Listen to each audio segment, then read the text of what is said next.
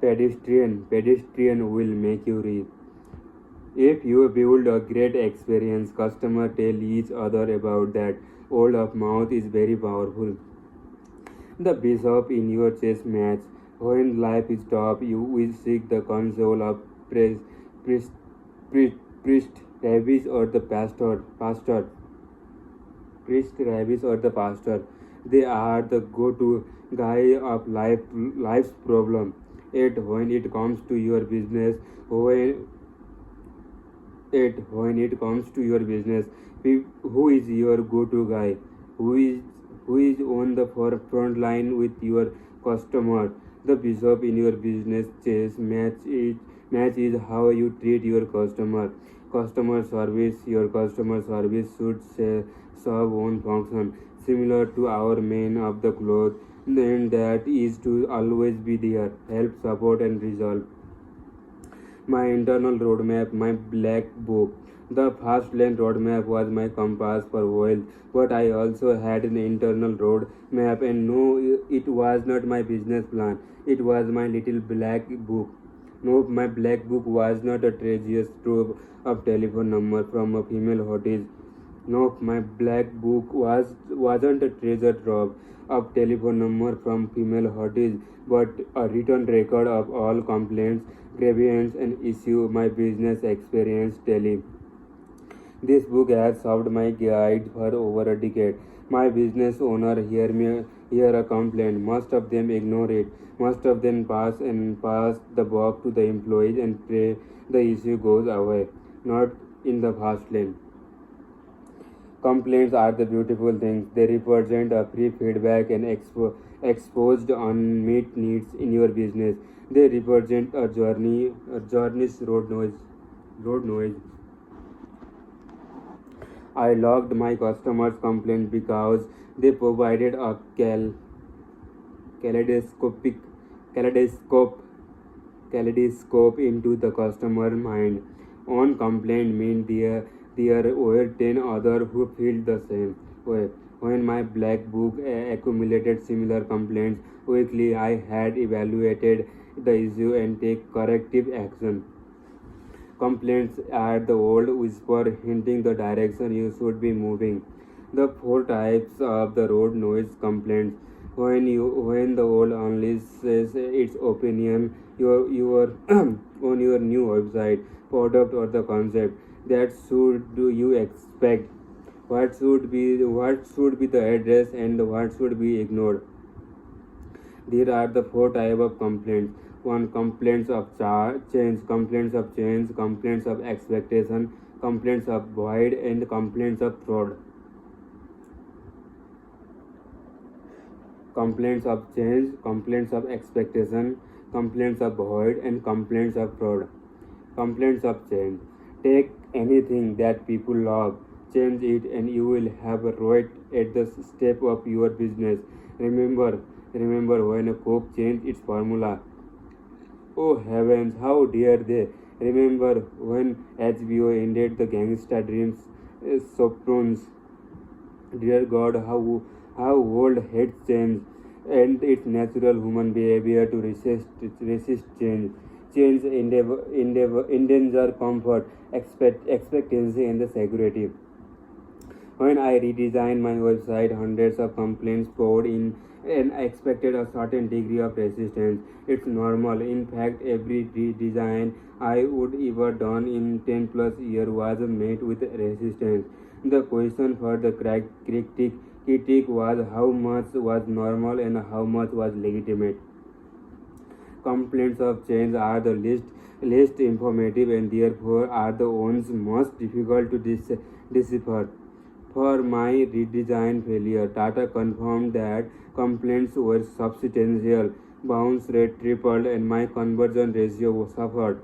I had to stop off failure, revert back, and start over. When you change, there will be complaints guaranteed, and as not all them are actionable simply because human psychology is in play, not the integrity of your work.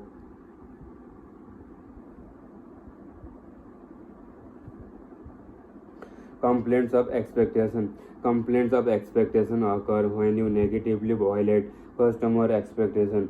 You concept them to do business with you. They expect something and what you provide does not meet that expectation. This happens because either your service failed or their expectation was malformed by the deceptive marketing strategy.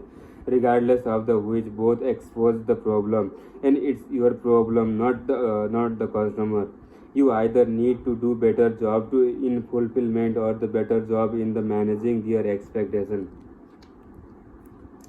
Your service sucks. I heard that complaints hundreds of times, and yet my company not only survived, it thrived. It if my service sucked and I was told it sucked, how did my business succeed? Your service sucks. I heard that complaints hundreds of times, and yet my company not only survived, it thrived. If my service sucked and I was told it sucked, how did my business succeed? I dug into the claims. Advertise who complained. Whose your service sucks.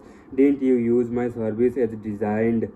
Their expectations were malformed. I want a lead generation service that send email lead to client. The things about leads is must be followed. You don't book leads after they sit in your email box for the 3 weeks and they answer them like a first grader. You don't book leads when you log into your account once every millennium. Yes, indeed, my service sucks when it is not used properly. Instead of targeting my customer, I sought to better management expectation. I made it abundantly clear that leads are only as good as the person following them. Unfollowed leads are go unbooked.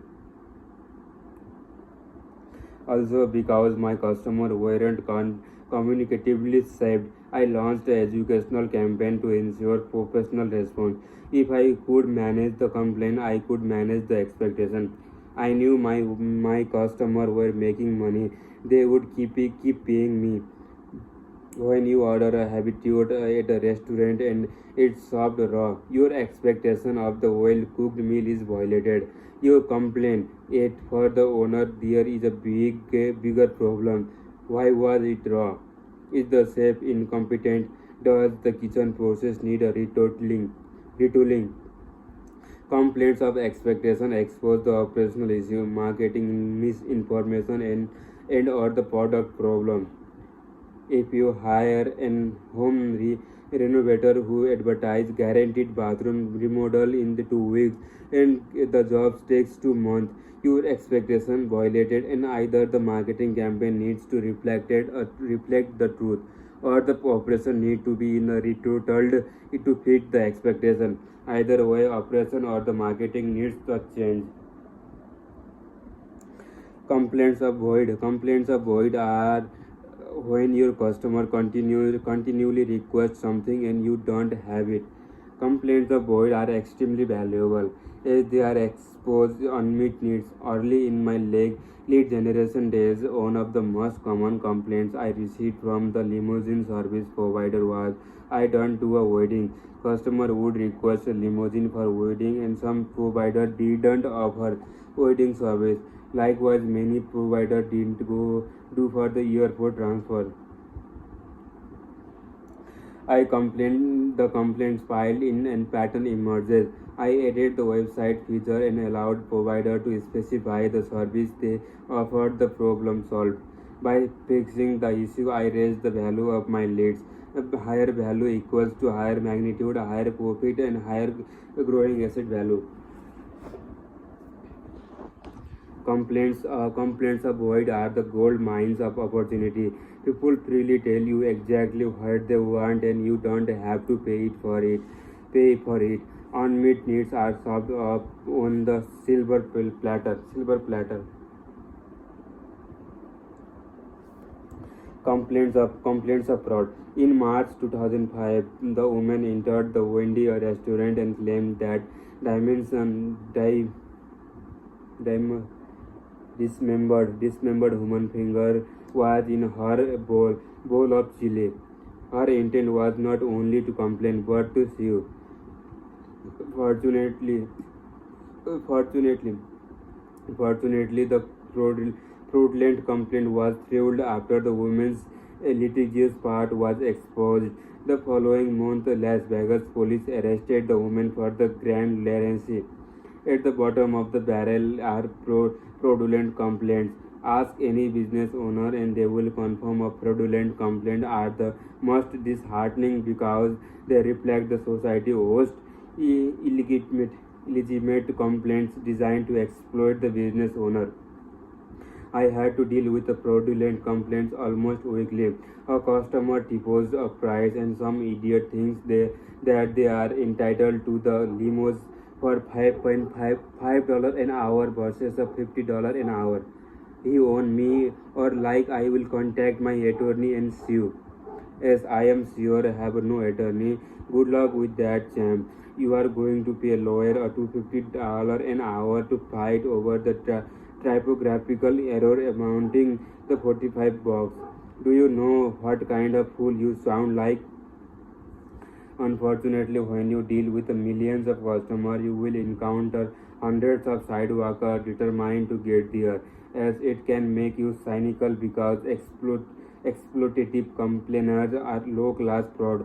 When you drop a fly in your shop hoping to get a free meal, sorry, you are crook.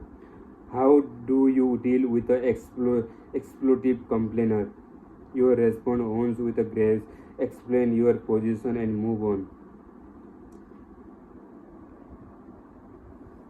Pick, pick your battle. Pick your battle. There an old saying. I don't know the key to success, but the key to failure is to trying to please everybody. I don't know the key to success, but the key to failure is to try to please everybody. I started my business with an overzealous goal to keep everyone happy. That soon provided me insanity. Complaints need to be merged with a balance, which is the why I kept record. I wanted to identify patterns that would enhance the value of my service. I knew better product produced better customer and better customer paid more. Nowadays, it is easy to follow the complaints for your business. Twitter.com offers owners an ability to keep track of what customers say. Google Alerts can notify you when a website mentions your company's name. With a social media, keeping track of feedback is easier, but dispersing the noise is difficult. I don't want to pay for your service. I don't want to pay for your service. Some complaints need to be ignored. If you try to make everyone happy, you will drive yourself nuts. Pick your battle. Solve a complaint that add a most value while helping the most.